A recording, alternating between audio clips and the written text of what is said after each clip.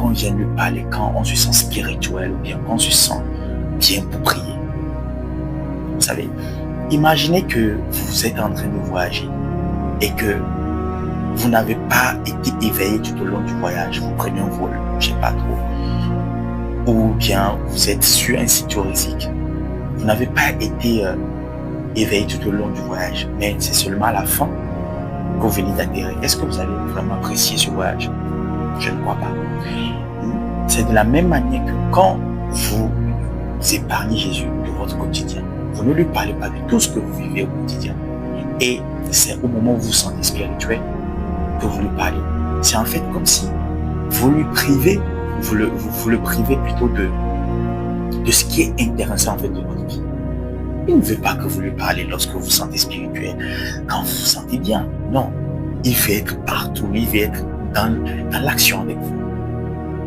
Quand ce Z-Man qui a failli te renverser, tu étais en colère, si tu lui parlais de lui, ou encore de la manière dont tu te sens aujourd'hui, cette joie qui t'anime, si tu partageais cette joie avec lui, si tu lui racontais un peu comment tu étais émerveillé la dernière fois où il a agi dans ta vie, la manière dont il t'avait surpris, si tu partageais ces moments avec lui, je ne crois pas que tu aurais ou bien tu débuterais l'une des plus merveilleuses relations de tous les temps. Et si Jésus-Christ devenait ton meilleur ami, ton compagnon, ton tour en fait, et si c'était la première personne à qui tu devais faire un béret, comme on a l'habitude de le dire, chez nous on dit les guédés. Si devenait la première personne, imagine un peu comment serait ta vie. C'est à cela que je t'invite ce matin. J'aimerais que tu le mettes au cœur de l'action, là où tout se passe, là où les choses ne vont pas, là où la joie se passe, là où se présente la joie, là où il y a le challenge, là où il y a le défi. Implique-le en communiquant avec lui. C'est rien de compliqué. Jésus, tu sais, ce matin, je ne me suis pas vraiment bien réveillé. Je sens vraiment que je suis en colère. Je ne sais même pas pourquoi je suis en colère.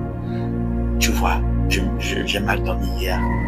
La discussion que j'ai eue avec mon patron, franchement, ça ne m'a pas plu, la manière dont il m'a parlé.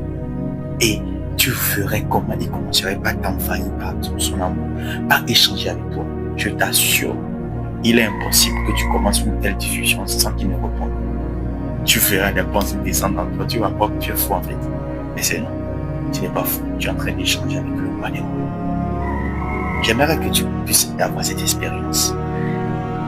À partir de maintenant, que Dieu te bénisse, passe une excellente journée et j'espère que ce sera le début d'une très grande amitié qui va changer ta vie pour toujours. Shalom.